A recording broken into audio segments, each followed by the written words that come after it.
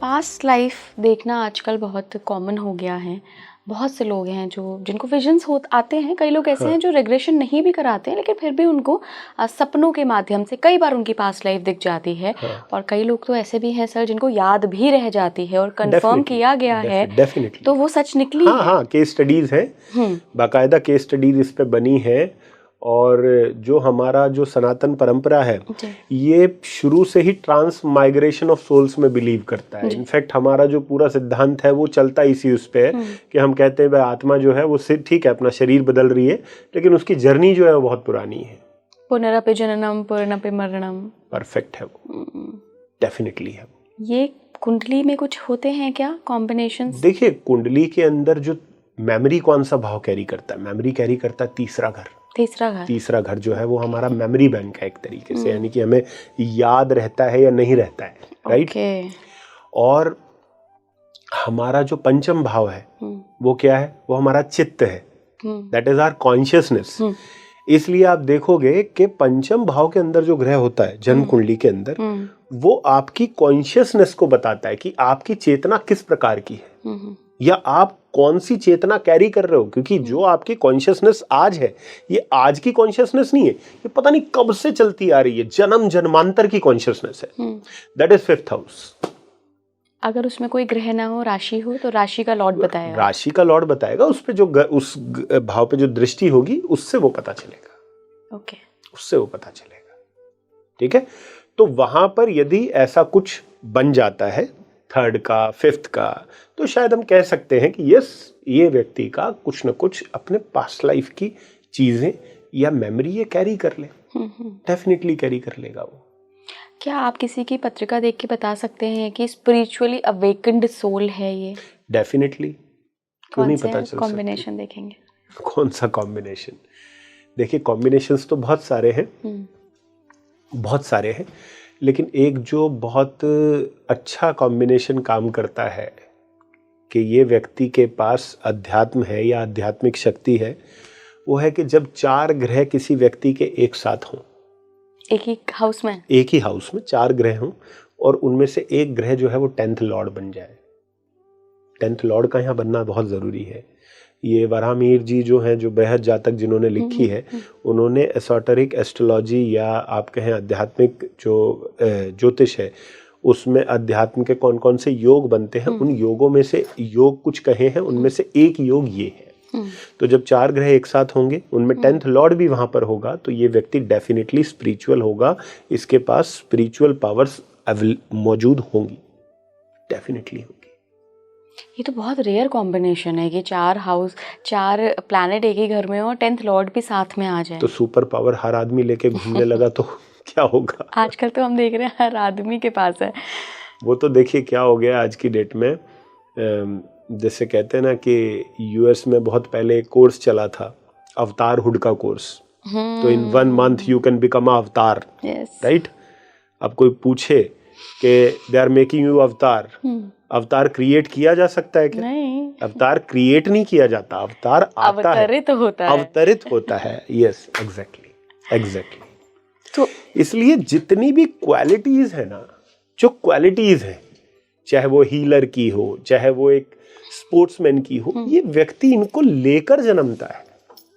Healer की क्या quality होती है कुंडली में? हीलर की क्या क्वालिटी होती है? देखिए हीलिंग के लिए सबसे इंपॉर्टेंट हाउस कौन सा है?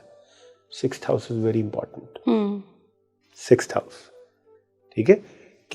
जो बाकी सिद्धांत है एस्ट्रोलॉजी के, उसमें हम 5th हाउस से हीलिंग को लेते हैं, लेकिन जब पराशरी ज्योतिष हम पढ़ रहे हैं तो हीलिंग का हाउस कौन सा है? 6th हाउस है। जैसे आपने देखा होगा कई लोगों के पास एक हीलिंग टच होता है, टच मतलब वो हाथ रखते हैं तो ऐसा, तो वो कहाँ से आता है? वो 3rd और 6th के कॉम्बिनेशन से आता है। 6th लॉर्ड 3rd में हो, 3rd लॉर्ड 6th में हो, तो आप ऐसे लोगों को पाएंगे कि अपने हाथों से हील कर देते हैं लोगों को। फिर एक चीज और भी होती है, क्या कि जैसे कि कोई भी हाउस है, सपोज करिए 3rd हाउस है, तीसरा घर किस चीज को दिखा रहा है? हाथ है ना। 3rd house is your hand. और मैंने कौन से हाउसेस बताए आपको जो ऑकल्ट पावर्स कैरी करते हैं? 4, 8, 12। तो कहीं ना कहीं उसका संबंध अगर इनसे हो गया तो डेफिनेटली आपके अंदर वो चीज हो सकती है। 6th हाउस के साथ आपका बाकी कनेक्शन हो गया, 12th का कनेक्शन हो गया 6th लॉर्ड के साथ, 4th का कनेक्शन हो गया, 8th का कनेक्शन हो गया, then also you can heal people. तो हीलर होना और हीलर बनना दोनों अलग अलग बातें हैं। और जो केतु और सैटर्न वाला आपने बताया था पिछले पॉडकास्ट में, वो भी हीलिंग को दिखाता है। देखिए कर्म कौन सा ग्रह है? सैटर्न। और कट करने वाला प्लैनेट कौन है? केतु। ये कार्मिक बंधन को काटने वाला कॉम्बिनेशन है।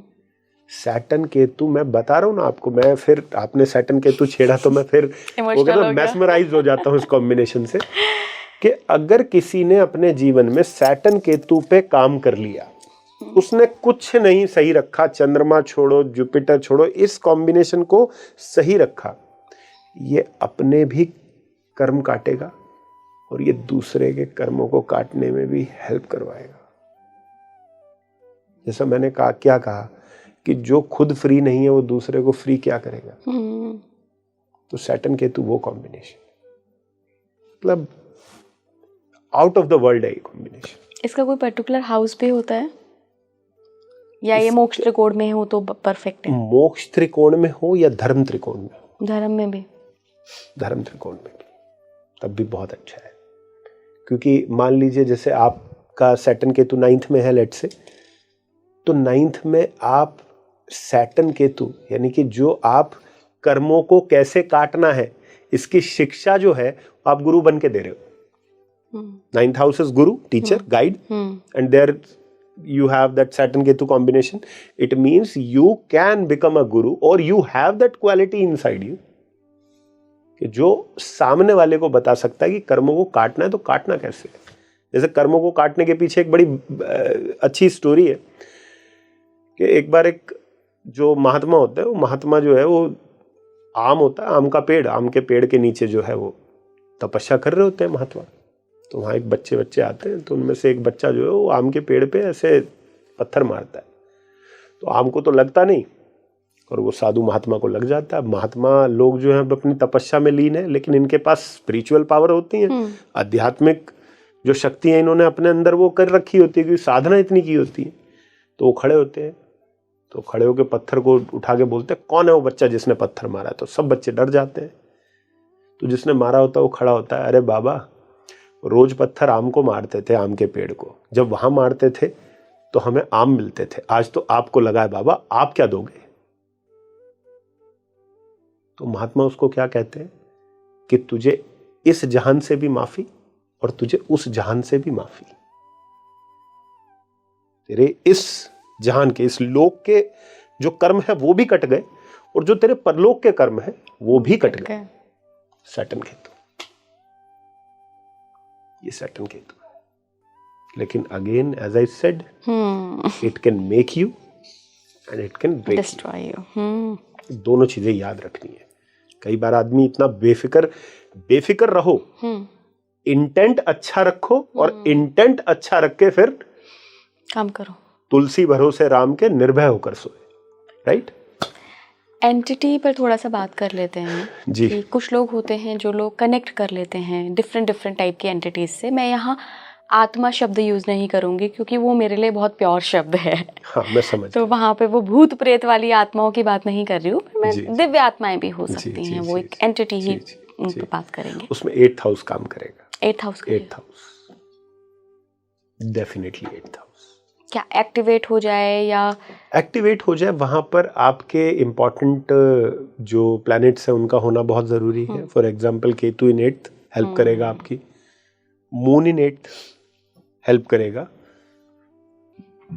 लग्ना लॉर्ड इन 8th डेफिनेटली हेल्प करेगा आपकी, बिकॉज 8th हाउस क्या है, which is hidden somewhere beneath the earth जिसे कहते हैं। और एक बात मैं और बता देता हूँ कि 8th और 12th हाउस कोई बहुत भिन्न नहीं है एक दूसरे से।